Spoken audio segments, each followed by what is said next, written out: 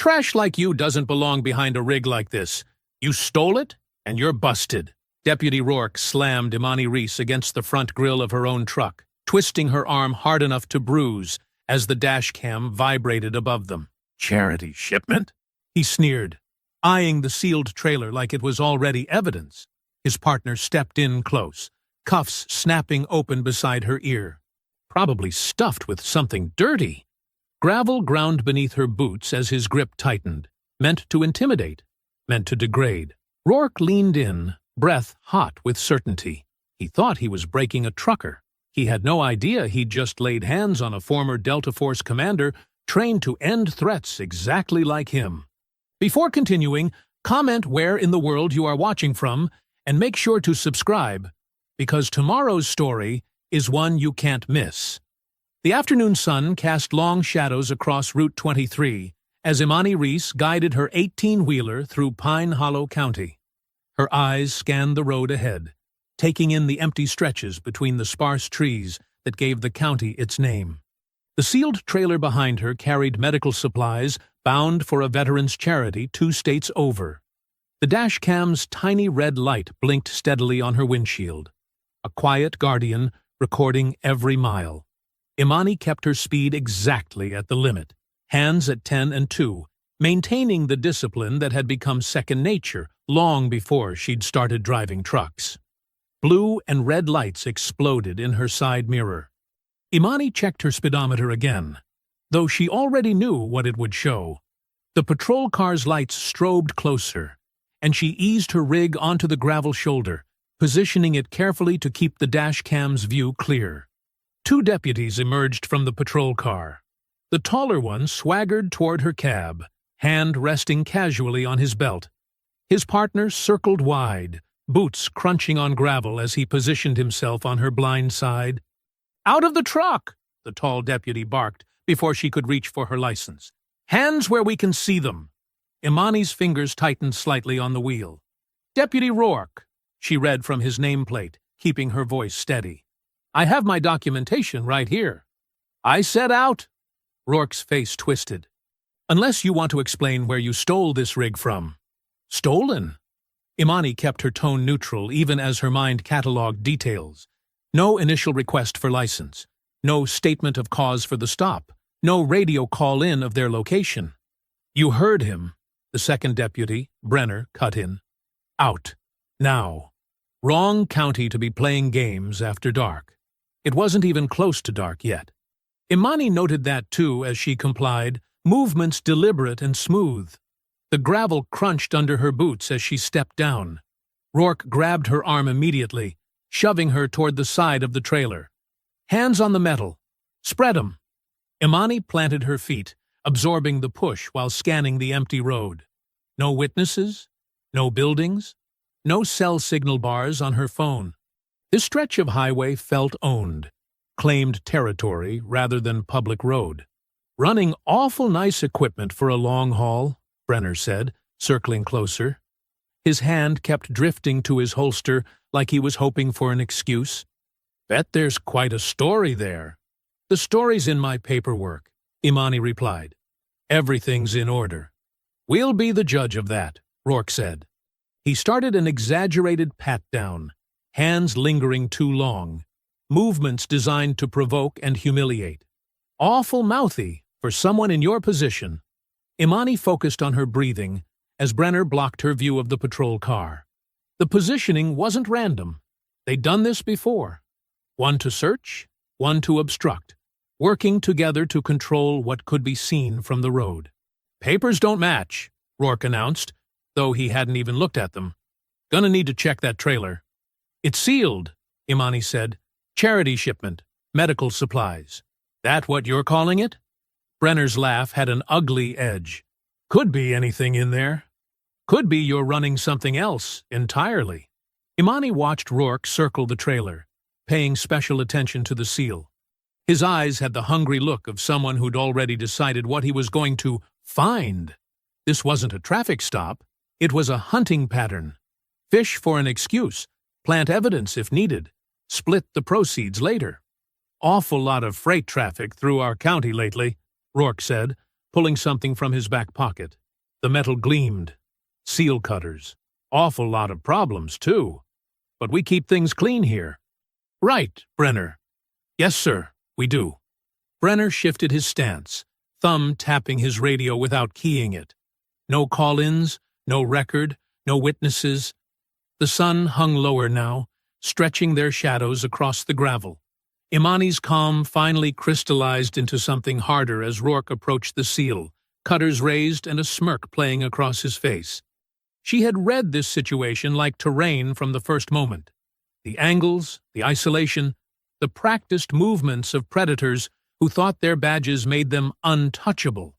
They had no idea they'd just cornered someone who'd spent years teaching others how to dismantle untouchable. Metal screeched against metal as Rourke worked the cutters against the trailer's seal. Brenner's fingers dug into Imani's arm, trying to force her still. The deputy's grip was tight enough to bruise, but his stance was sloppy. All show, no substance. "You're gonna regret making this difficult," Brenner hissed in her ear. His other hand rested on his holster, thumb flicking the retention strap. "Should have just played nice." Imani took a slow breath, measuring distances. The cab door hung open at just the right angle. Brenner's weight was too far forward. Rourke had turned his back completely, focused on breaking the seal. Amateur mistakes. She moved. One fluid motion. She dropped her shoulder, twisted her wrist through the gap in Brenner's grip, and used his own forward momentum to pivot him straight into the doorframe. His head snapped back with a hollow thunk. Before he could recover, she had his arm locked behind him, leveraging his weight against the truck's cab. "What the?" Rourke spun at the sound, dropping the cutters. His hand went for his weapon. Imani was faster. She kicked Brenner's legs out, dropping him face first into the gravel, and rolled sideways as Rourke charged. His wild grab met empty air. She caught his extended arm, redirected his momentum, and drove him down beside his partner. The move was pure physics, no punches thrown, just precise application of force and leverage. "Don't move," she said quietly, one knee pressed into Rourke's back. Her hand slipped into her boot, retrieving a hidden handcuff key she'd carried since her commanding days. Old habits died hard. "You're out of your mind." Rourke's curse cut off in a grunt as she secured his wrists with his own cuffs. "Assaulting officers!" Brenner wheezed, still kissing gravel. "You're done." "You're so done." Imani secured him just as efficiently, then reached through her cab window and triggered her dashcam's secondary audio recording. "Let's talk about why you really stopped me." "You attacked us!" Rourke twisted against the cuffs. "That's assault." "No cameras running, no radio calls, no probable cause," Imani listed calmly. "Almost like you were told to keep this quiet." Brenner's face went still. Rourke's neck flushed red. "We were told you'd be alone out here," Brenner spat, then immediately clamped his mouth shut, realizing his mistake. "Told by whom?" Imani pressed. "You don't get to leave with that load," Rourke growled. "Not from our county. Not with what's riding on it." Imani allowed herself a small smile. Both confessions captured cleanly on audio. She pulled their keys from their belts and walked to their patrol car, popping the trunk. The evidence of their real operation lay organized in neat rows: small plastic baggies, spare latex gloves, an extra badge without a number. And there, paper-clipped to a folder, a crisp photo of her stepping down from her cab at the way station 40 miles back. The timestamp showed yesterday afternoon. They'd been hunting her specifically. The question was why. Imani pulled out her phone and dialed 911. The line clicked, connected, then went dead with a sharp click. She tried again. This time a female voice answered, sweet as artificial sugar. "Pine Hollow Emergency Services. I need to report 2 deputies conducting an illegal stop on Route 23, mile marker 156. I have them restrained after they attempted to—" "Ma'am," the dispatcher cut in, voice dripping concern, "please stay exactly where you are. Help is coming right away. No request for details. No standard questions. Just syrupy reassurance and a clear instruction to stay put. Imani's neck prickled. "What units are responding?" she asked. "Help is coming, ma'am. Please remain stationary." No sirens wailed in the distance. No radio chatter crackled from the patrol car. Just that sugary voice telling her to stay still, like a spider encouraging a fly to wait in its web. The deputies had stopped struggling. Instead, they watched her with small, knowing smiles. A low rumble grew in the distance. Imani turned toward the sound as multiple sets of headlights crested the hill ahead. The vehicles moved fast, running dark, no light bars, no sirens. Just shadows flowing down the highway like oil, closing the distance with predatory purpose. Both deputies started laughing. The headlights grew larger, eating up the dark road. Imani moved fast, grabbing both deputies by their collarbacks and dragging them behind her trailer's bulk. They struggled and cursed, but the cuffs held. "Shut up," she ordered quietly, her voice carrying the kind of authority that made even Rourke's mouth snap closed. Years of command experience didn't fade. She pulled their body cameras off first, fingers working with practiced efficiency. The small devices contained everything she needed. Their approach, their threats, their slip-ups admitting they'd targeted her. Working quickly, she connected each camera to her encrypted phone, copying the files. "You really think that'll help?" Brenner sneered, but his voice shook slightly. "Nobody's gonna believe you over us." Imani didn't respond, focused on uploading the footage to her Dead Man Drop, a secure server that would release everything if she didn't check in regularly. Insurance against disappearing. The approaching vehicles were close now, their engines a low growl in the gathering dusk. She grabbed both deputies' radios, switching them to transmit mode and wedging them carefully under her trailer. Open mics, catching everything said in the next few minutes. Static crackled, then voices cut through. "Got eyes on the truck? Seal intact? Clean this up fast. Sheriff Van wants no traces. Sheriff Hollis Van." The name clicked into place like a round being chambered. She had maybe 2 minutes before they reached her position. "You're dead," Rourke spat. "You hear me?" "Dead and buried where nobody asks questions." "Like the other drivers?" Imani asked softly, watching understanding flash across his face. She'd hit something there. Other victims, other stops, other cover-ups. The vehicles were close enough now that she could count them. 4 SUVs, running dark, spreading out to box in her position. Standard tactical containment. They'd done this before. She had 2 choices: stay and try to fight a rigged system, or make a tactical withdrawal and choose better ground. The decision took less than a second. Imani slipped into her cab, engine already running. The deputies were still secure but alive. She wasn't giving them a martyr story. The open mics would catch whatever happened next. She'd marked the GPS coordinates in 3 different devices. Her rig rolled forward, gathering speed. In her mirrors, she watched the SUVs suddenly accelerate, trying to cut her off. But she had momentum and 18 wheels to their 4. They couldn't risk ramming her without exposing themselves. She drove steadily, not too fast, not too slow. Just another truck on a dark road. The SUVs fell back, keeping their distance but maintaining visual contact, looking for her next stop. 20 minutes later, she pulled into the Pilot Travel Center, its floodlights creating a pool of harsh fluorescence. Other trucks lined the lot. Witnesses, cameras, safety in numbers. She backed into a spot with practiced ease, just another driver ending their day. But first, she needed to check her rig. That photo from the way station meant they'd had time to prep. Sure enough, when she examined her cab in detail, she found scratch marks around the latch. Someone had tried to plant something while she'd been inside paying for fuel earlier. Sloppy work, rushed by her earlier departure. Imani pulled out a burner phone, one of 3 she kept for emergencies. She dialed a number from memory, one given to her by another veteran who'd sworn by its reliability. "Preaches Auto," a deep voice answered. "We're closed." "I'm calling about the veteran's discount," Imani said quietly.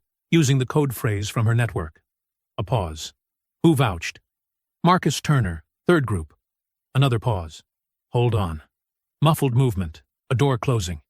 When the voice returned, it was lower, more cautious. I'm Preach. What's your situation? Imani gave him the bullet points. The stop, the deputies, the approaching SUVs, Sheriff Van's name. Jesus, Preach breathed. You need to leave. This county eats outsiders, especially ones who fight back. I've got evidence, Imani said, and a sealed trailer they wanted badly enough to risk exposure. Evidence doesn't matter here, Preach warned. Sheriff Van's got judges in his pocket, deputies on his leash, and enough friends to make problems vanish. Turn around. Live to fight somewhere else. Imani watched the sun setting through her windshield, painting the sky in deep purples and bloody reds. Running meant leaving others vulnerable, meant letting predators keep their badges, meant looking away. She started her engine. I'm going to need directions, she said, to the county courthouse. You're making a mistake, Preach said heavily. They own the dark here. Then I'll make them face me in the light. Imani pulled out, turning her rig toward town. Sometimes survival meant hiding, but sometimes it meant standing your ground where everyone could see. The morning sun streamed through the courthouse's tall windows, casting long shadows across the polished floor. Imani stood at the clerk's counter, her complaint form and thumb drive placed deliberately in front of her. The elderly clerk's smile didn't reach her eyes as she peered over reading glasses. I'm sorry, ma'am, but we don't take complaints like that without an appointment. The clerk's voice dripped with fake sweetness. It's policy. Show me where that policy is written, Imani said quietly, her tone level and professional. The clerk's smile tightened. Perhaps you'd like to speak with one of our officers. A desk sergeant appeared, his badge reading Matthews. He squared his shoulders, trying to make his presence intimidating. What seems to be the problem here? I need to file a complaint about Deputies Rourke and Brenner, Imani stated clearly, regarding an illegal stop and attempted theft yesterday evening. Matthews made a show of shuffling through papers. Can't seem to find those forms right now. System's been acting up lately. He smirked. Maybe try the county seat 40 miles over? Behind the counter, a younger clerk whispered something to her colleague, both giggling. A phone camera flashed briefly, someone taking her picture. Imani kept her face neutral, but her mind recorded everything. The clerk who texted immediately after the photo, the security guard by the metal detector who suddenly found his radio interesting, the maintenance man who hustled away like he didn't want to be seen. We get all kinds through here, an officer lounging against the wall announced loudly. Especially certain kinds of drivers who don't know their place on our roads. More laughter rippled through the lobby. Imani didn't react to the bait. She'd commanded missions where a single wrong move meant death. These small-town power plays were amateur hour. I'd like to speak with Judge Kitteridge. The laughter stopped. The clerk's expression froze. Judge Kitteridge is unavailable, Matthews said flatly. Indefinitely. I'll wait, Imani replied. Could be a very long wait. Matthews leaned forward. Might want to get back on the road. Safer that way. A woman in her early 30s with a messenger bag approached the counter, pretending to check a bulletin board. She had quick, observant eyes and a press pass partially hidden under her jacket. Excuse me, the woman said quietly when Matthews stepped away. Are you Imani Reese? Imani turned slightly, evaluating the stranger. Who's asking? Mina Duarte. I run an investigative podcast. She kept her voice low. I've been looking into stories about this county for months. Your name came up on a rumor board. Something about a sealed federal case a few years back? Not interested in publicity, Imani said firmly. I get it. But before you walk away, Mina pulled out her phone, showed a spreadsheet. These are missing drivers, mostly black and brown. All disappeared along this same corridor over the past 2 years. Local cops claim they have no records, but the pattern speaks for itself, Imani finished, studying the names and dates. I can help, Mina pressed. My audience knows how to amplify stories that need telling. Make them too public to bury. Imani was about to refuse again when movement at the main entrance drew everyone's attention. Sheriff Hollis Van swept in like a politician working a room. His uniform was crisp, his smile practiced and warm. He moved through the lobby, shaking hands, calling people by name, radiating authority wrapped in folksy charm. "Sarah, how's that grandbaby doing?" he asked the clerk. "Matthews, good work on that highway patrol coordination." Each interaction was perfectly calculated, reminding everyone who controlled their comfort, their careers, their security. Then Van turned, and his eyes met Imani's. There was no surprise in his face, no confusion, just calm recognition, as if he'd been waiting for this moment. His smile never wavered. "Welcome to Pine Hollow," he said, voice carrying across the now silent lobby. "I don't believe we've had the pleasure." He extended his hand. The gesture wasn't friendly. It was a challenge, a public move forcing her to either accept his dominance or mark herself as hostile. Imani noted how everyone watched, how phones appeared ready to record, how the security guard's hand drifted toward his weapon. Imani kept her hands at her sides, neither accepting nor refusing. Just standing her ground, face composed, eyes steady on his. She'd faced down warlords and cartel bosses. This man was dangerous, but he wasn't unique. The moment stretched, heavy with tension. Van's smile remained fixed, but something cold flickered in his eyes. The look of a man unused to having his authority questioned, especially in his own courthouse. Around them, the lobby had gone completely still, everyone watching the silent confrontation between the truck driver who wouldn't back down and the sheriff who expected absolute submission. The air felt charged, like the moment before a storm breaks.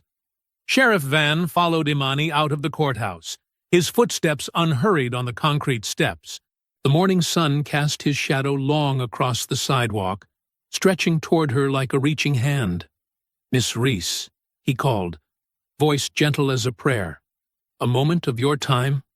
Imani turned, maintaining precise distance. Van's sheriff's badge caught the sunlight, a deliberate flash of authority. "I pride myself on knowing every professional driver who comes through Pine Hollow," he said, closing the gap with measured steps. "We're a close community, God-fearing people who look out for each other." He gestured toward a black SUV idling nearby. "Perhaps we could discuss your concerns somewhere more private?" "I've filed my complaint," Imani replied evenly. Van's smile didn't waver. "Complaints can be such formal things. Cold paperwork doesn't solve problems like a good conversation can." He lowered his voice to a confiding murmur. "Besides, I'd hate to see your rig held up by inspections. They happen so randomly these days. Department of Transportation's very thorough." From the corner of her eye, Imani spotted Mina Duarte partially hidden behind a courthouse pillar. Phone raised discreetly. "Smart woman. Is that an offer or a threat, Sheriff? Now, why would you take it that way?" Van spread his hands, the picture of wounded innocence. "I'm trying to help. These roads can be dangerous for outsiders who don't understand local ways." "I understand plenty," Imani said. "Do you?" His eyes hardened slightly, though his smile remained fixed. "Because from where I stand, you seem like someone about to make things harder than they need to be." Imani met his gaze steadily. "Harder for whom?" Van chuckled, but it didn't reach his eyes. "You drive safe now," he said, turning away. "God bless." The walk back to the truck lot took 10 minutes. Imani's rig sat exactly where she'd left it. But something was off. A patrol car rolled past slowly, the deputy inside making a show of checking his phone. Near her trailer, fresh boot prints marked the gravel. When she got closer, she saw it. Someone had photographed her cargo seal, documenting it for whatever story they planned to tell later. 20 minutes later, she pulled into Preach's auto shop. The old mechanic waited by the bay door, expression grim. He waved her around back, out of street view. "They're watching," he said, as she killed the engine. Been driving past all morning. Inside the shop office, Preach poured coffee into styrofoam cups. His hands were grease-stained but steady. County uses these roads like their personal ATM, he explained. Traffic stops, civil asset forfeiture, mysterious fines that vanish if you know who to pay. He settled into a creaking chair. But it's more than money. They target folks who don't fit their idea of who belongs here. How long? Imani asked. Got worse when Van took office. Man talks Jesus, but practices something else entirely. Preach glanced out the grimy window. You eaten today? Imani shook her head. Preach pulled a sandwich from a small fridge, wrapped in wax paper. Not much, but it's clean, he said. She'd just taken her first bite when the sirens started. Red and blue lights strobed through the window glass, painting the walls in emergency colors. Car doors slammed. Heavy boots crunched on gravel. Pine Hollow Sheriff's Department. Anonymous tip about suspicious activity. Deputies swarmed the property, weapons drawn. They pushed past Preach's protests, spreading through the shop like a virus. Tools clattered to the floor. Drawers crashed open. Filing cabinets tipped with metallic shrieks. Well, well, a deputy called out. What do we have here? Near Imani's truck, he crouched, pointing at small plastic bags lying suspiciously clean against the tire well. They hadn't been there 10 minutes ago. The staged discovery was almost insulting in its obviousness. Imani pulled latex gloves from her pocket. She'd learned long ago to carry them, and carefully photographed everything. The bags, their placement, the deputy's position, the angle of the lights, evidence against their evidence. A different deputy shouldered close, tobacco on his breath. Way I see it, he growled. You're leaving here in cuffs. Only question is whether you walk to the car or get dragged. The shop lights flickered once, twice. Then darkness swept in as the power died, leaving only the swirling red and blue emergency lights to illuminate the scene. In that strobing darkness, every shadow looked like a threat, and every threat wore a badge. The emergency lights painted violent patterns across the darkened shop interior. Tools cast twisted shadows on the walls, transforming the familiar space into something sinister. Preach moved with deliberate slowness, positioning himself between Imani and the advancing deputies. This is my property, he said, voice steady despite the tension. You're overstepping. Shut it, old man, one deputy snapped. You're interfering with a lawful search. Through the shop's grimy windows, Imani spotted Mina Duarte in her parked car, phone held up like a shield, though her hands visibly shook. Smart woman, keeping distance while documenting everything. The lead deputy grabbed Preach's arm, spinning him roughly against the wall. The sound of his body hitting metal echoed through the shop. You want to obstruct justice? Fine. Here's your citation for interfering with law enforcement. The handcuffs clicked shut around Preach's wrists, unnecessarily tight. The old mechanic didn't resist, but his dignity in the face of their bullying made the scene even more brutal. Imani's muscles coiled with combat-trained responses, but she forced herself still. One swing, one push, one moment of justified resistance. That's all they needed. She could already see the headlines they'd write. Violent trucker assaults officers during routine inspection. Instead, she reached for a different weapon. Procedure. Badge number 4479, she said clearly, reading it off the deputy's chest. You're conducting a warrantless search without probable cause or consent. Please state your reasonable suspicion for the record. The deputy's swagger faltered slightly. He hadn't expected this calm recitation of policy. And Officer Martinez, badge 5582, Imani continued, her voice carrying to where Mina's phone recorded. You've just detained a property owner for requesting identification during an unannounced search. Department policy requires you to document your justification. She pulled out her own phone, keeping it visible. I'd like both of you to repeat your probable cause for this inspection. Slowly and clearly, please. The deputies exchanged glances. Their script hadn't prepared them for someone who knew the rules better than they did.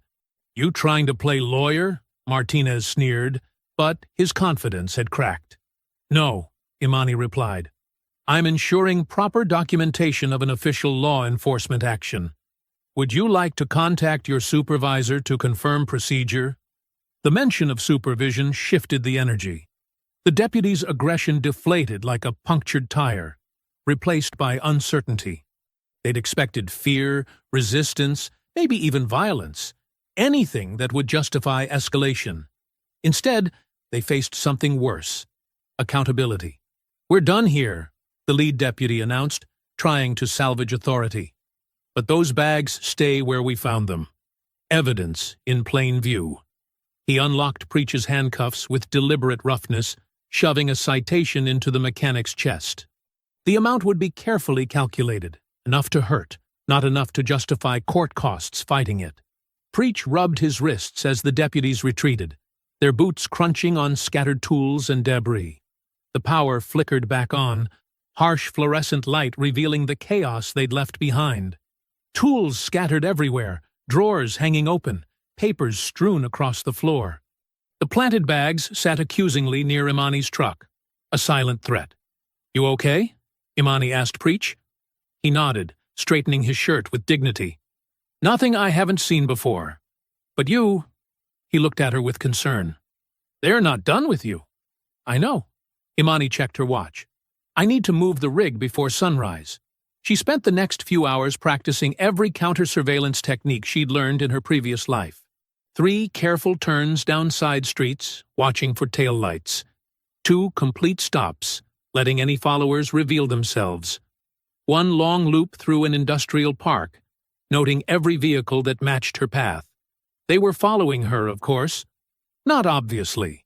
They'd learned from her exposing their roadside tactics. But she spotted the same unmarked sedan at 3 different intersections and a patrol car that kept appearing just within sight. The pre-dawn air was heavy with humidity when she pulled into a 24-hour diner's parking lot. Mina's compact car was already waiting, its driver hunched over a laptop, surrounded by empty coffee cups. I can help, Mina said as soon as Imani approached. We blur faces, distort voices, protect sources. But people need to hear what happened on that road. Imani studied the younger woman's face, looking for any trace of glory-seeking or recklessness. She found only determined compassion. The locals come first, Imani said firmly. Nothing airs if it puts them at risk. Preach, the diner staff, anyone who might face retaliation, they get protection, or we don't move. Agreed, Mina nodded. I've got secure channels, ways to release information that can't be traced back. And numbers for good lawyers. How soon? Give me 24 hours to set up proper safeguards. Mina started gathering her equipment. Meet back here tomorrow? Different location, Imani corrected. I'll text you. As they prepared to part ways, Imani's trained eye caught movement across the street. A county cruiser sat silent in the shadows of a closed gas station, its engine cold, but its occupant alert, watching, waiting.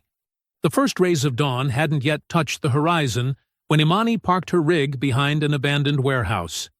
Mina's camera light cast an artificial glow across the trailer's rear doors as they documented every detail of the untampered seal. Getting clear footage of the numbers, Mina whispered, zooming in. Show me exactly how you're breaking it. Imani held up the seal cutters. Notice the original closure is intact. No signs of previous tampering. She snipped through the metal cleanly, the sharp sound echoing off concrete walls. The heavy doors creaked open. Imani swept her flashlight across rows of neatly stacked medical supplies. Bandages, basic instruments, medication bottles in sealed containers. Everything matched the manifest perfectly. This is all legitimate, Mina observed, panning her camera across the cargo. Real charity shipment, which makes it perfect cover. Imani ran her hands along the trailer's inner wall, finding the subtle seam she'd suspected existed. Her fingers caught a hidden latch, and a false panel popped loose. Tucked inside was a small encrypted drive, barely larger than a pack of gum. The label bore a series of numbers and letters that made Imani's jaw tighten. She recognized the formatting used by veterans' nonprofits for sensitive financial data. "What is it?" Mina asked, focusing on the drive. "Evidence." Imani held it up to the light. "This connects to county contracts, grant money, the kind of paperwork that shows where millions in public safety funding really goes." Mina's eyes widened. She lowered her camera and pulled out her laptop, fingers flying across the keys. "Look at this. I've been tracking Sheriff Van's budget reports. 3 years ago, his department's funding tripled. Same time period. Civilian complaints dropped to 0. Not declined, vanished completely. They weren't just hunting random trucks," Imani said. "They knew exactly what load to target." She pulled out a burner phone, one of several she'd stashed in her rig for emergencies. The number she dialed belonged to a lawyer 2 counties over, someone who'd helped veterans navigate system abuse before. "Morgan and Associates," a cautious voice answered. "Need to discuss a Pine Hollow situation," Imani said, using their agreed-upon phrasing. "Interesting timing," the lawyer replied. "State investigator just opened a preliminary look into that jurisdiction. Might want to connect with them." Imani's spine tingled with warning. How preliminary? Very recent. Within the last 48 hours. Too convenient. Right after her stop. Right after she'd started asking questions. Imani ended the call, mind racing through implications. The morning news flickered across Mina's laptop screen. Deputy Kyle Brenner's face filled the frame, his wrist wrapped in pristine white bandages. The caption read, "Local deputy attacked during routine stop." "I feared for my life," Brenner told the reporter, his voice trembling with rehearsed emotion. "This violent trucker just exploded. No provocation. We were only doing our jobs, protecting the community." Comments poured in beneath the video. Dozens of nearly identical messages condemning dangerous truckers and praising our brave officers. The coordinated nature was obvious to anyone paying attention. "They're not showing your face," Mina noted. "But look, they made sure to get clear shots of your rig's details. Make, model, distinctive markings." "Making me harder to hide," Imani said. "Clever." She watched Mina assemble the podcast teaser, quick cuts of audio from the roadside stop, carefully distorted voices, stark text overlays explaining the pattern of abuse. The whole piece ran just under 2 minutes. "Ready?" Mina's finger hovered over the upload button. Imani nodded. The teaser went live at exactly 6:00 a.m. For 3 minutes, nothing happened. Then Mina's screen exploded with notifications. Her account had been flagged for community guidelines violations. Copyright claims appeared against audio she hadn't even used. A flood of automated reports targeted her channel. "They were waiting," Mina muttered, trying to counter the digital assault. "They knew exactly." Her phone buzzed. A message from an unknown number contained only an address, her studio's location, followed by a single question mark. Seconds later, the same address appeared in multiple local Facebook groups, accompanied by thinly veiled threats about investigating anti-police propaganda. "They work fast," Imani observed, her voice cold with recognition. She'd seen this pattern before, the swift, coordinated effort to silence and intimidate. But this time, it wasn't coming from shadowy government agencies. It was coming from a small-town sheriff's department that had practiced these tactics until they were perfect. Mina's hands shook slightly as she backed up her files to secure servers. "What's our next move?" "We expected this," Imani reminded her. "Let them think their pressure is working. Meanwhile, we follow the money. That drive isn't just about missing cargo. It's about missing millions. And someone in Pine Hollow is getting very, very nervous." Sunlight streamed through the dusty blinds of Mina's studio apartment, casting thin stripes across her cluttered desk.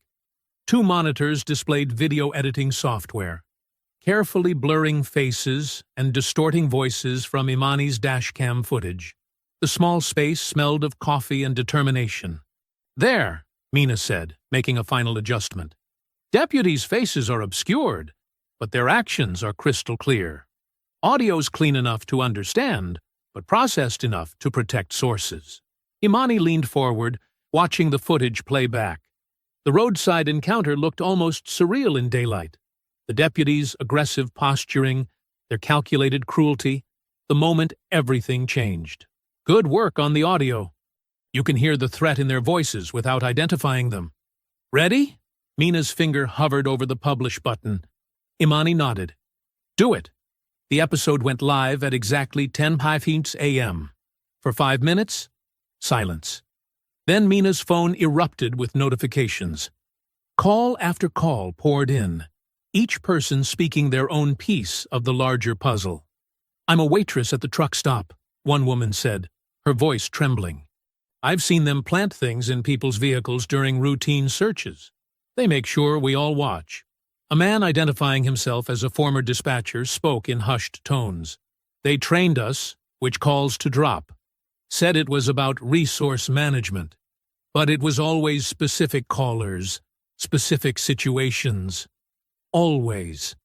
They took everything, a driver reported. Said my paperwork was suspicious. Never saw my cargo again. Department claimed no record of the stop. Imani documented each call meticulously, noting patterns, cross-referencing details. Outside the studio window, she watched people on the street pause at Sheriff Van's campaign banners. The bold words, safety, family, faith, seemed to take on new meaning as passers-by studied them with fresh eyes. Look at this, Mina said, pointing to her screen. An email had arrived from Judge Kitteridge's clerk, marked urgent. The judge will hold an emergency hearing if we submit evidence through proper channels. Forward that to the attorney, Imani said, pulling out her burner phone. She dialed the lawyer's number, putting it on speaker as Mina recorded. I'm ready to sign an affidavit, Imani stated once the connection was secure.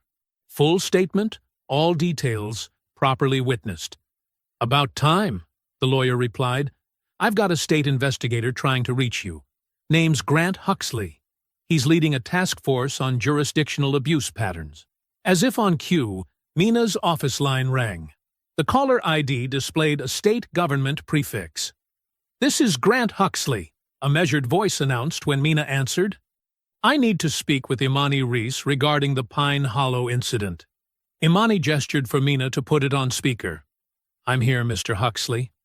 Ms. Reese. His tone was professional but warm. We've been monitoring similar complaints across 3 counties. Your evidence could tie several cases together. We can offer protective custody and a secure channel for evidence submission. He referenced specific case numbers, dates, operational details that matched Imani's research. Everything he said aligned with what they'd uncovered. How do we proceed? Imani asked, keeping her voice neutral despite the hope trying to take root in her chest. I'm at the County Administrative Annex, Huxley replied. Secure office, clean chain of custody, everything by the book. We can meet at sunset, process your statement, and place you in protective custody before full dark. Imani muted the phone, turning to Mina. Thoughts? Sounds legitimate, Mina whispered, but I'm following you with cameras rolling. No chances. Imani unmuted. Agreed, Mr. Huxley.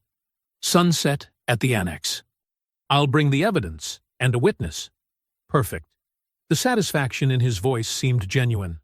Park in the west lot. I'll have officers securing the perimeter. After the call ended, Imani and Mina spent the next hours preparing.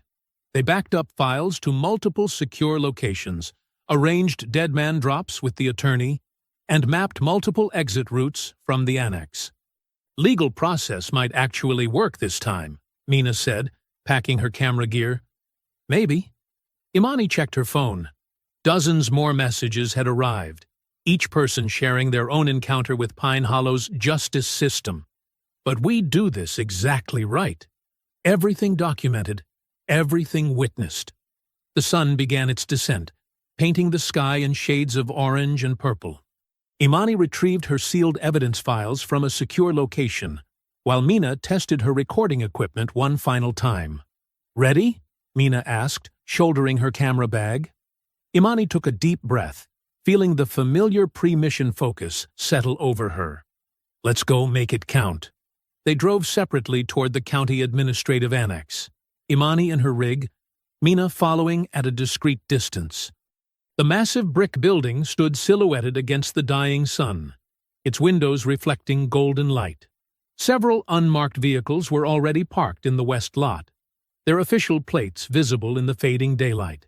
The county administrative annex cast long shadows across the parking lot as Imani pulled in, her rig's headlights sweeping across rows of empty spaces. Sodium lamps buzzed overhead, their orange glow flickering like dying fireflies. Grant Huxley stood beside a dark sedan, his posture relaxed and professional. His suit jacket caught the uneven light as he raised a hand in greeting. Imani performed her standard security scan before stepping down from the cab. Exits, cameras, sightlines. 3 unmarked vehicles were positioned at strategic points around the lot. Their placement felt deliberate, almost tactical.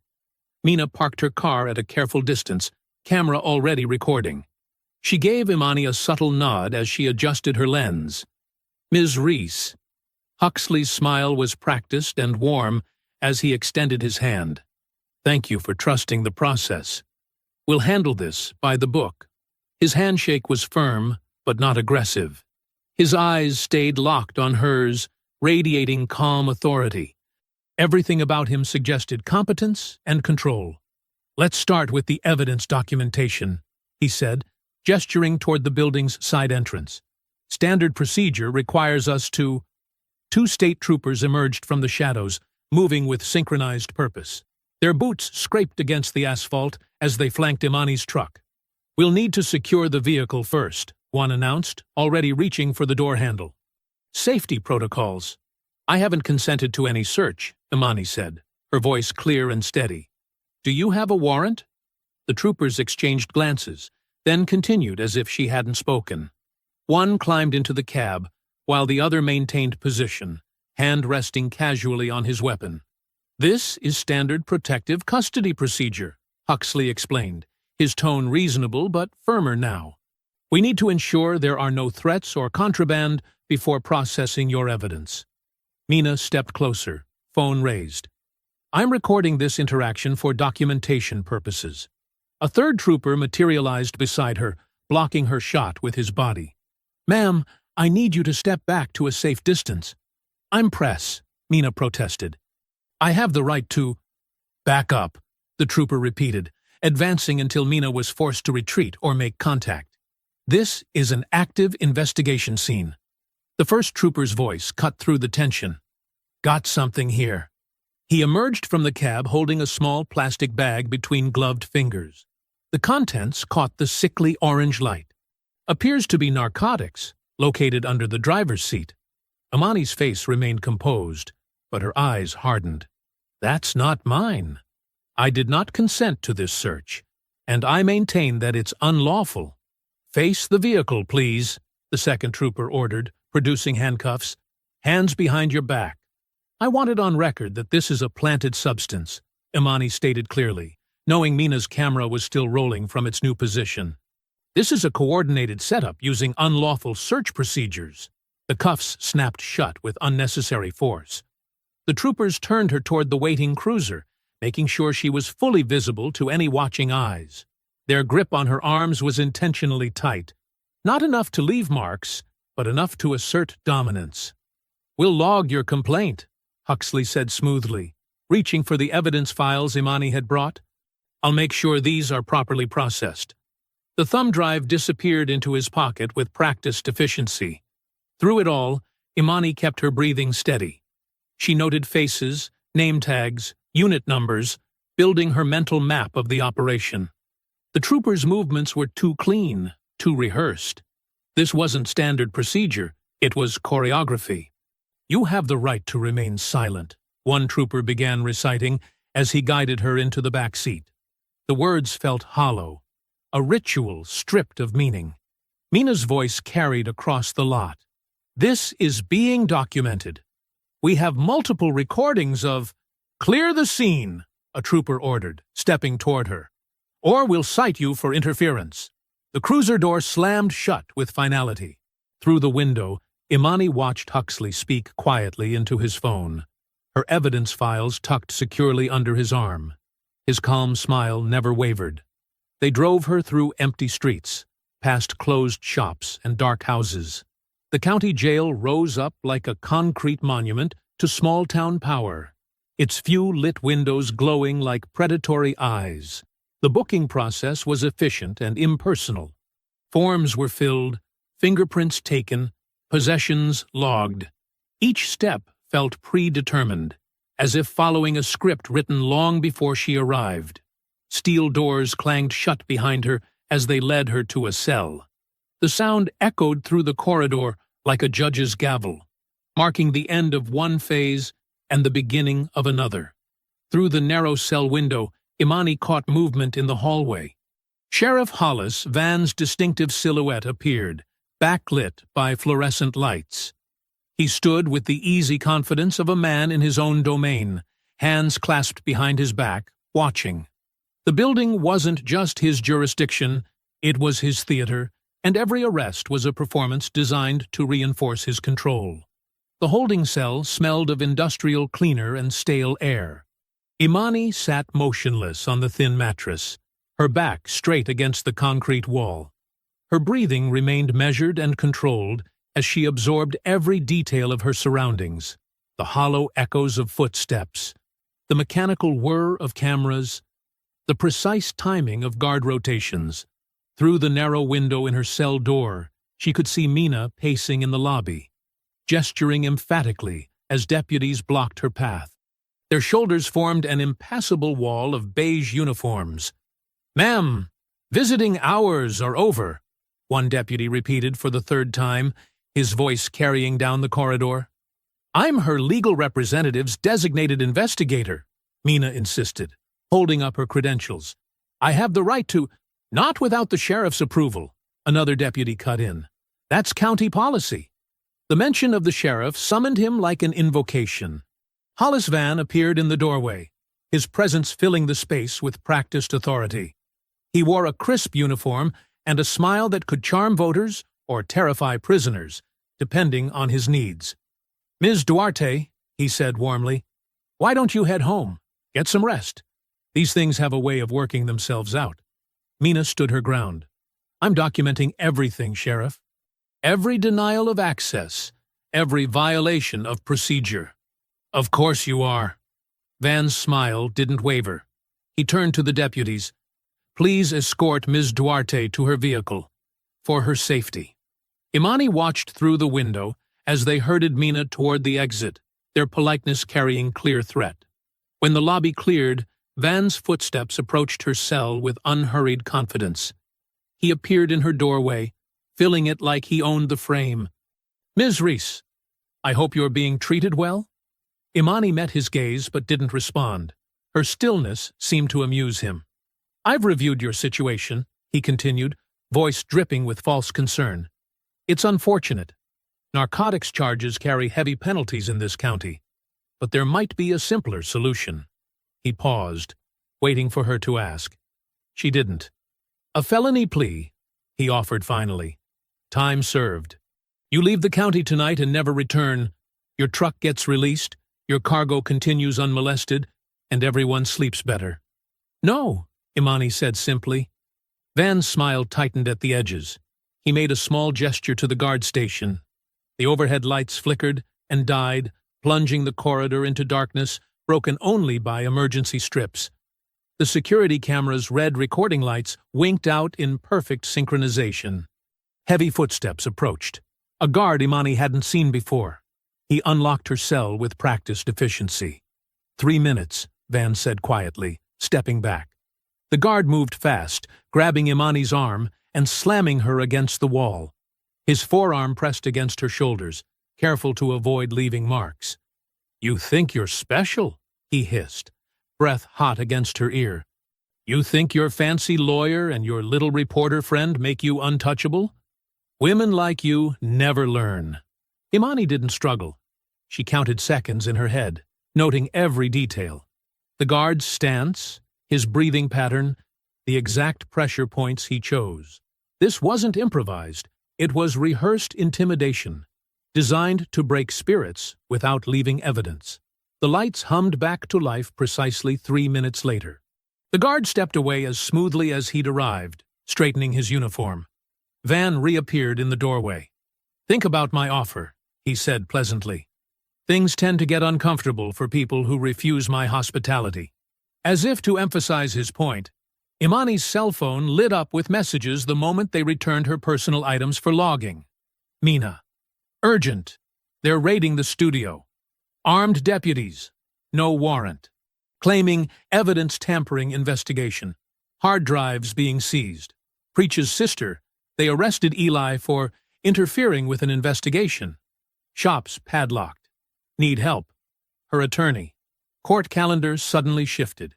Judge Kitteridge unavailable indefinitely. Working on options. And, most concerning, an automated alert from her dead man drop server. Someone had accessed it, trying to scrub the uploads. The footage was compromised. Imani sat back on the mattress, her face betraying nothing as she processed the coordinated assault on her support system. They were isolating her, cutting off every avenue of resistance. But in doing so, they'd revealed something crucial. She recalled each visit from Van over the past hours. Every time he appeared, the same sequence played out. Lights down, cameras off, 3 minutes of darkness. Not 2 minutes, not 4, exactly 3. A pattern born of arrogance and routine, as predictable as sunrise. The guard passed her cell again, smirking. Imani remained still, her breathing steady. She wasn't counting the hours until morning. She was counting the minutes between camera cycles, mapping the rhythms of a system that thought itself invincible. Through her window, she could see the wall-mounted clock ticking away seconds under the harsh fluorescent lights. She watched its hands move with the same patience she'd once used to study patrol patterns in far more dangerous places. Every prison had its schedule. Every schedule had its gaps. The lights flickered again as Van made another pass through the corridor, his boots clicking against the floor in measured steps. Right on cue, the cameras went dark. 3 minutes of invisible power. 3 minutes of absolute authority. 3 minutes of perfect, predictable darkness. The holding cell's morning light filtered through a narrow window, casting sharp shadows across the concrete floor. Imani sat upright on her bunk, one hand pressed deliberately against her side. When the breakfast guard passed, she caught his attention with a controlled wave. "I need medical attention," she said, her voice steady and professional. "I'm experiencing chest tightness and numbness in my left arm." The guard paused, frowning. "You seemed fine last night." "I'm documenting symptoms as they develop," Imani replied, using the precise language she knew would trigger protocols. "And requesting this be logged for liability purposes." He studied her for a moment, then reached for his radio. Imani noticed how he angled away. Standard procedure for calling in sensitive information. She'd been mapping these small details all night. Which guards favored which positions, how many seconds between security buzzes, the exact pattern of camera sweeps. Within 15 minutes, a nurse arrived with a clipboard and an expression of professional skepticism. Imani described her symptoms with medical terminology that made the nurse look up sharply. "Previous cardiac history?" the nurse asked, wrapping a blood pressure cuff around Imani's arm. "Everything's in my medical file," Imani said. "I need this complaint logged, please, with timestamps." The nurse's pen scratched across official forms, creating the paper trail Imani needed. As she worked, Imani tracked the morning shift change through her peripheral vision. 3 new guards, 2 familiar faces from night shift lingering to chat. The camera in the corridor clicked as it panned. Somewhere across town, Mina was hunched over a borrowed laptop in the basement of Preach's cousin's house. She'd started a live update stream an hour ago, careful never to mention locations, just times, events, witness counts. 6:47 a.m. Medical examination requested. 6:52 a.m. Witness confirms patrol vehicles outside local business. The timestamps created a digital record that couldn't be erased. The nurse finished her assessment and stepped out to make a call. Through the cell door's window, Imani watched her speak quietly into a phone at the guard station. A new shift supervisor appeared, checked paperwork, made his own call. Procedures clicking into place, like tumblers in a lock. 3 cells down, a trustee mopped the floor with slow, methodical strokes. Imani had noticed him last night, the way he worked during guard changes, how he kept his head down but his eyes alert. His sleeve bore the faded mark of a military tattoo, mostly removed but still readable to those who knew the design. The lights flickered right on schedule. Van's morning inspection approaching. Imani pulled a carefully folded paper from where she'd hidden it under her mattress. She'd torn it from her initial booking forms, written on it using a broken pencil lead she'd palmed during processing. The message was simple: map coordinates followed by a code phrase used in veteran emergency protocols, one that would trigger her rig's hidden GPS beacon. She'd designed that system for exactly this type of situation, when normal channels were compromised. As the cameras went dark, Imani made her move. The trustee's mop brought him past her cell, just as the guard stepped away from his post. 3 minutes of clockwork darkness. She slipped the paper through the gap beneath her door with practiced precision. The trustee's foot slid the note away without breaking stride. By the time the lights hummed back on, there was no evidence of the exchange. The note would make its way to a transport officer, another veteran, within the hour. Judge Kitteridge's burner phone message reached Mina at 7:15 a.m. Saw the episode. Files look solid. But he has leverage. Personal things. Family things. I can't move openly. Mina relayed this through encrypted channels to Imani's attorney. The judge's fear confirmed what Imani had suspected. Van's power came from knowing where to push, how to threaten without threatening. But his leverage only worked in shadows. The nurse returned with transfer papers. "We're moving you to County General for observation," she announced, marking more check boxes on her forms. Protocol for cardiac symptoms. 2 guards arrived to escort Imani. They cuffed her with practiced efficiency, but she noticed their uncertainty. This wasn't a normal prisoner transfer. It hadn't come through their usual channels. The transport van waited in the Sally Port, its engine idling in the gray dawn light. As they led her through the corridors, Imani counted cameras, noted blind spots, mapped each security checkpoint. She kept her breathing steady, her steps measured. To anyone watching, she was just another prisoner being moved through the system. But she knew her GPS beacon was now active, broadcasting its location to a network of veterans who understood its significance. Mina's live stream would track the transport timeline. The nurse's paperwork created an official record. Judge Kitteridge's message proved the corruption went higher than street level. Each small piece, the medical complaint, the timestamp stream, the GPS signal, formed part of a larger strategy. Imani hadn't spent the night panicking.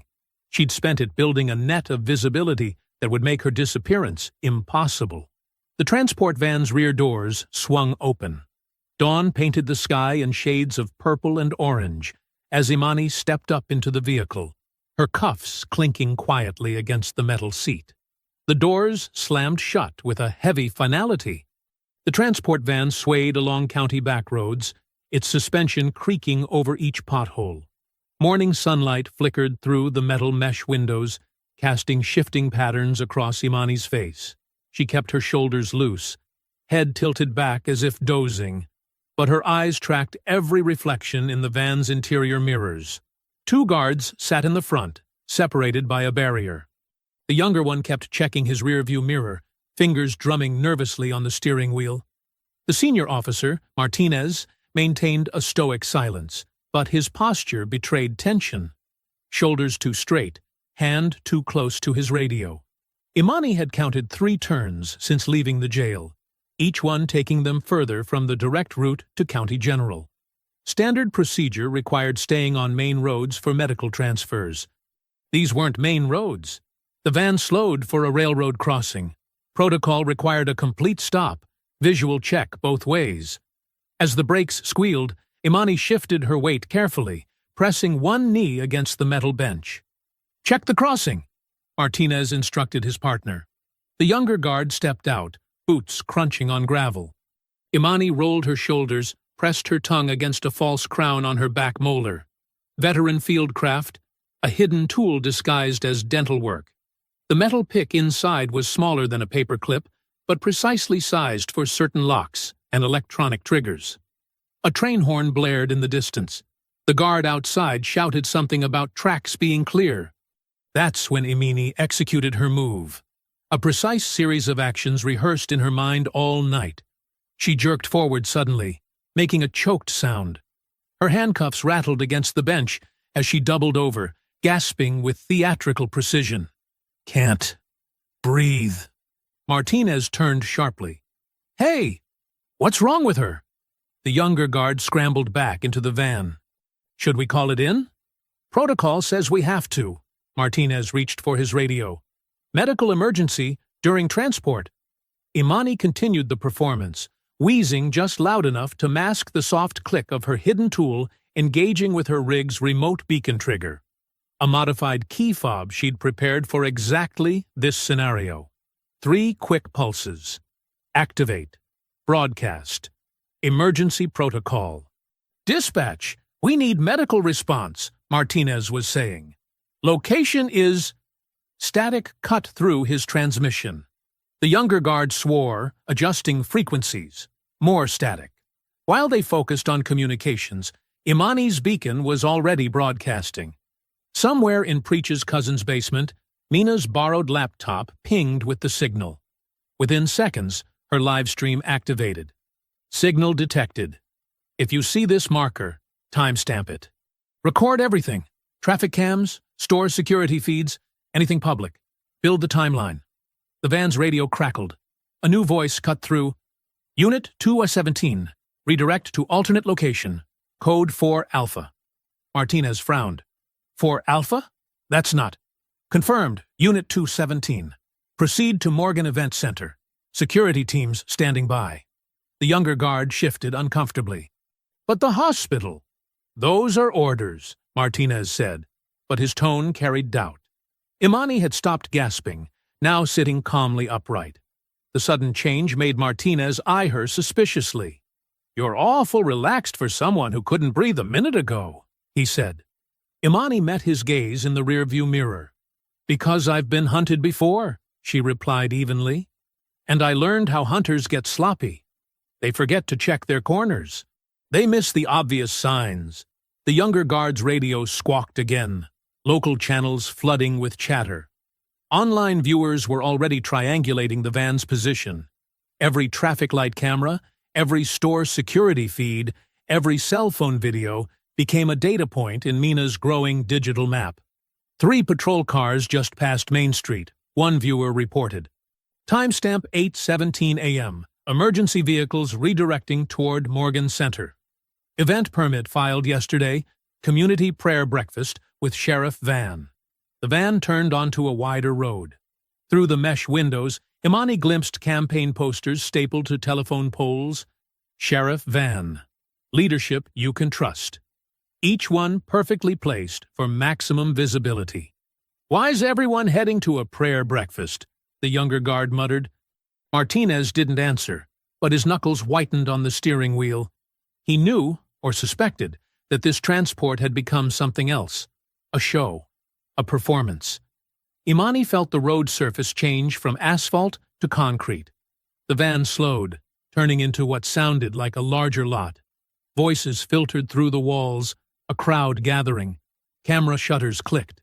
Someone was testing a microphone. Unit 2117. Proceed to rear entrance, dispatch instructed. Security team will escort prisoner. The van rolled to a stop. Through the windows, Imani saw the Morgan Event Center rising above them, all glass and polished stone. Television vans clustered in one corner, their satellite dishes raised like mechanical flowers. Campaign banners draped the entrance. Safety, family, faith. Somewhere inside, Sheriff Van would be straightening his tie, rehearsing his speech about law and order, about making examples of those who threatened his community's peace. He wanted his victory lap, complete with a handcuffed prisoner as his prop. Martinez opened the van's rear doors. Sunlight flooded in, along with the buzz of gathering crowds. Camera flashes sparked like lightning. Reporters jostled for position behind hastily erected barriers. Imani rose slowly, the chain between her ankles clinking against the van's floor. She stepped down into the light, squinting at the sudden brightness, but keeping her spine straight. No stumbling, no hesitation. She faced the cameras with the same calm she'd carried through firefights and ambushes. The event center doors stood open, spilling out the sound of gospel music and measured applause. Security teams formed a corridor through the crowd, their earpieces gleaming.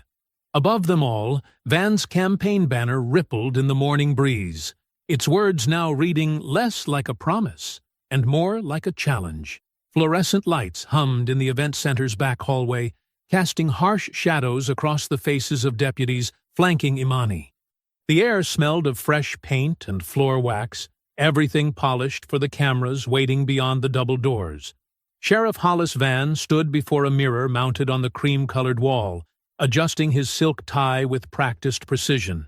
His reflection showed a man comfortable in expensive clothes, someone who'd mastered the art of looking trustworthy. He smoothed non-existent wrinkles from his jacket lapels, then turned to face Imani with a pastor's practiced smile. Quite a morning for prayer and reflection, wouldn't you say? His voice carried that same manufactured warmth, though some of us have more to reflect on than others. Deputy Rourke, sporting a theatrical wrist bandage, sneered and jerked Imani's cuffs. "Keep moving, troublemaker." Through the walls, they could hear the growing murmur of the crowd. Local media, church groups, politicians, all gathering to witness Van's carefully orchestrated message about law and order in Pine Hollow County. Mina's live stream counter ticked steadily upward. Viewers poured in, sharing screen recordings and clips. Someone posted an old video of Rourke at a police fundraiser, bragging about cleaning up the county roads. Another viewer matched Brenner's badge number to 3 separate missing driver reports filed in neighboring jurisdictions. "Look at this pattern," one comment read, linking timestamps. Same stretch of road, same deputies, same reports of evidence found during searches. The stream chat erupted with fresh discoveries. Photos of Van's expanding property holdings, screenshots of county budget irregularities, links to complaint forms that mysteriously vanished from official websites. A side door opened, bringing a burst of morning air. Judge Lorraine Kitteridge entered, her face drawn tight as a bowstring. Her clerk trailed behind, clutching a leather portfolio and looking like he wanted to disappear into the wallpaper. The judge's eyes swept the hallway, taking in the deputy's posturing, Van's calculated calm, Imani's restraints. Van's smile widened. "Judge Kitteridge, so pleased you could join us for this important community moment." Before she could respond, a stagehand appeared. 2 minutes, Sheriff," Van nodded, straightening his already straight tie once more. "Time to remind everyone what real leadership looks like." He gestured to the deputies. "Bring her. Let's show Pine Hollow how we handle threats to public safety." As they moved toward the stage entrance, Imani caught sight of someone in the small crowd of organizers and assistants. A young woman wearing an event staff badge, but her fingers moved across her phone with familiar urgency. One of Mina's helpers, positioned exactly where they'd planned. Imani cleared her throat and spoke just loud enough to carry, "Strange weather for August." The phrase was meaningless to everyone else, but it was Mina's confirmation code. The helper's slight nod confirmed. Their encrypted backup was safe, distributed across servers beyond Van's reach. Through the stage curtain, they could hear Van's introduction being read, "A leader who puts faith and family first, who protects our values." A commotion near the service entrance drew everyone's attention.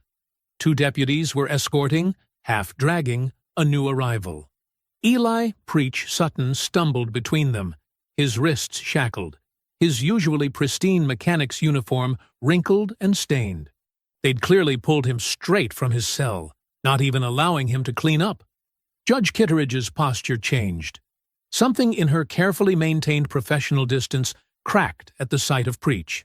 A respected business owner, a community elder, being paraded in chains like a medieval spectacle. The message wasn't subtle. This is what happens to anyone who helps the wrong people. Get him in position, Van ordered quietly. When I signal, bring them both out. Let everyone see what law enforcement means in Pine Hollow. The judge's hands tightened on her robes. Her clerk touched her arm, whispering something urgent, but she shook her head. The fear that had kept her careful all these years was transforming into something harder and less manageable. Applause thundered as Van stepped through the curtain. His voice boomed through the sound system, practiced and powerful. My friends, my neighbors, we gather today to reaffirm our commitment to lawfulness and order. The massive screen behind the stage showed his face in high definition. Every gesture calculated for maximum impact. Camera flashes sparkled from the media section.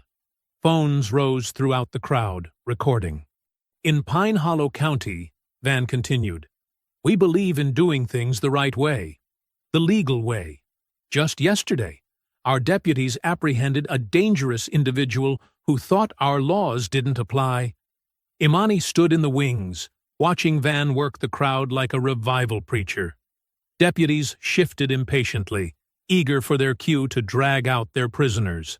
Preach kept his head high despite everything, dignity intact even in handcuffs. A small red light began blinking on the main audio board. The technician frowned, tapping his controls. Static crackled briefly through the speakers. Van didn't miss a beat. We face threats to our way of life, but I promise you. The giant screen flickered once, almost imperceptibly. A second flash. The audio popped like distant thunder. Something was happening to the feed.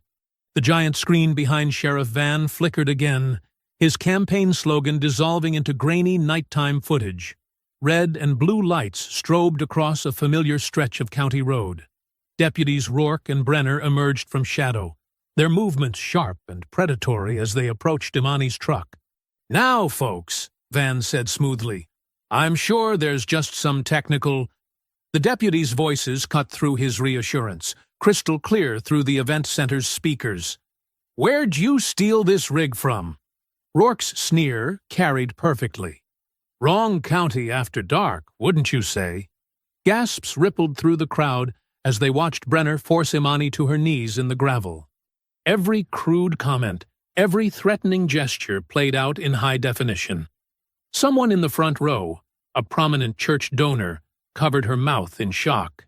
This is obviously some kind of edited, Van started, but the footage continued relentlessly. The screen split to show the deputy's trunk inventory. Evidence baggies laid out like merchandise, spare gloves, the printed surveillance photo of Imani at the way station. Mina's steady narration laid out each piece. Pre-planned targeting, systematic harassment, pattern of predatory stops. State representatives in the audience began edging toward the exits. A county commissioner buried his face in his hands. The local news crews swung their cameras from Van to the screen and back, capturing his increasingly strained smile. These are serious allegations, Van said, gripping the podium. But I assure you... The next file appeared. Spreadsheets, bank records, property deeds. Each document connected seized assets and public safety grants to a web of private accounts. Red lines traced money flowing from traffic stops to shell companies, then to offshore holdings. Names highlighted themselves. Shell company directors matching Van's family members. Property purchases dated to major drug seizures. This is fake news, Van announced, forcing a laugh. Complete fabrication by troublemakers who... Movement at the side doors caught everyone's attention. Men and women in dark suits entered quietly, spreading along the walls.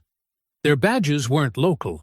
These were state agents, summoned by the mounting public pressure and Judge Kitteridge's hastily signed emergency orders. Van's voice rose, taking on a preacher's righteous tone. My friends, we're witnessing an attack on law and order itself. These so-called records are nothing but... The documentation is complete and verified. Imani's voice cut through his performance. She stepped onto the stage, still in handcuffs, but her presence commanded attention.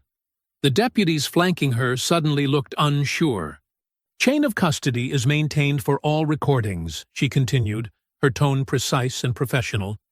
"Dash cam footage, body cameras, and dispatch logs are preserved with timestamps. The roadside location where deputies Rourke and Brenner were left restrained but unharmed is logged at coordinates 34.729 north, 92.358 west. The pattern of 3-minute camera outages during sheriff visits is documented across multiple dates." She wasn't emotional or accusatory. She was methodical. The audience felt the shift. This wasn't an angry accusation. It was a battlefield report. "The medical supplies in my trailer were cover for financial documents meant to expose county contract fraud," Imani stated, "which is why an illegal stop was arranged using my photo from a compromised way station camera." Van grabbed the microphone. "This woman attacked officers. She's a criminal trying to—" "The officers were recorded admitting they were told I'd be alone," Imani continued calmly. "Their trunk contained prepackaged evidence. Dispatch logs show a coordinated non-response. Judge Kitteridge has signed an order confirming probable cause for a full investigation." The state agents moved forward, their paths converging on the stage. Donors in the front rows physically recoiled from Van, creating distance between themselves and what was coming. "This is a mistake," Van announced, but his voice had lost its polish. "I've served this county faithfully for—" "Sheriff Hollis Van," one of the agents cut in, reaching for handcuffs. "You're under arrest for conspiracy, corruption under color of authority, and multiple counts of civil rights violations." The crowd watched in stunned silence as the cuffs clicked around Van's wrists. His campaign banner still hung above the stage. Safety, family, faith. Now reading like an indictment. Cameras flashed in rapid succession. Phones recorded from every angle. The giant screen continued cycling through evidence, each new document adding weight to the moment. "This is what happens," Van tried one last time, "when we let outsiders into our—" "No!" Judge Kitteridge's voice rang out as she stood. "This is what happens when we finally stop letting fear silence the truth." The agents began reading Van his rights, their voices echoing through the sound system he'd arranged for his own glory. His practiced smile cracked completely, revealing the rage and panic beneath. He looked desperately toward his deputies, but they stepped back, already calculating their own survival. The audience that had gathered to witness his power now witnessed his fall instead. Every phone, every camera, every witness ensuring this moment couldn't be buried or denied. This wasn't just an arrest, it was the dismantling of a system, played out under lights Van himself had arranged. Backstage at the event center erupted into controlled chaos. State agents moved with practiced efficiency, reading rights and securing suspects, while local officers stood frozen, unsure which side of the dividing line they'd land on. Deputies Rourke and Brenner were brought in through separate doors, their expressions shifting from arrogance to panic as they realized the depth of their situation. The handcuffs clicked around their wrists, proper procedure this time, not their usual rough show of force. "You're under arrest for civil rights violations, conspiracy to commit evidence tampering, and abuse of authority under color of law," the lead agent announced, loud enough for everyone to hear. The deputies' faces drained of color as their badges were removed. Across the room, another agent was carefully unlocking Preach's restraints. The older mechanic rubbed his wrists, dignity intact despite everything they'd tried to take from him. His eyes met Imani's, a quiet nod of recognition between warriors who'd held their ground. Mina Duarte's phone kept streaming, her steady narration capturing every detail. State authorities are now taking multiple deputies into custody. Judge Kitteridge is reviewing emergency dismissals for unlawfully detained citizens. The task force appears to be seizing county records. Judge Kitteridge sat at a folding table that had been set up hastily, her back straight as steel as she signed official dismissals. Her hand moved with decisive strokes, no hesitation left in her movements. "Case dismissed with prejudice," she announced, stamping Imani's paperwork, "due to documented misconduct and unlawful search." She did the same for Preach's file, then began reviewing other cases marked for priority examination. The event center's main hall had transformed into something between a courthouse and a public confession. Townspeople who'd arrived expecting a sheriff's victory speech now stood in clusters, watching officers they'd feared for years being processed one by one. The badges that had seemed untouchable suddenly looked different, smaller, vulnerable to consequence. Mina's laptop chimed with donation notifications. Her listeners had mobilized, raising emergency funds in real time. 5,000 for Preach's shop repairs, she announced. 10,000 for legal defense funds to protect witnesses who come forward. The community is responding. State investigators moved through the space with purpose, serving warrants and securing evidence. "All county records are being seized immediately," the lead agent declared. "Missing persons cases from the corridor are being reopened. We're establishing a dedicated task force to review every traffic stop, every seizure, every complaint that was buried." Someone thrust a microphone toward Imani, asking for a statement. She shook her head, declining the spotlight. Instead, she spoke directly to the investigators. "What matters is concrete change. I want body camera audits, preservation of dispatch logs, and independent oversight of traffic stops. This isn't about speeches. It's about making sure no one else gets hunted on these roads." The morning light began seeping through the high windows, painting everything in clean, clear tones. Evidence technicians photographed documents. Witnesses gave preliminary statements. The machinery of real justice had engaged, grinding slowly but thoroughly. Preach stood near the exit, watching it all with quiet satisfaction. A small group of community members approached him, offering help to rebuild his shop. The terror that had kept everyone isolated was breaking apart in the dawn. Imani walked through the parking lot, her boots crunching on gravel still wet with dew. Her rig sat where she'd left it, now surrounded by evidence tape and protective barriers.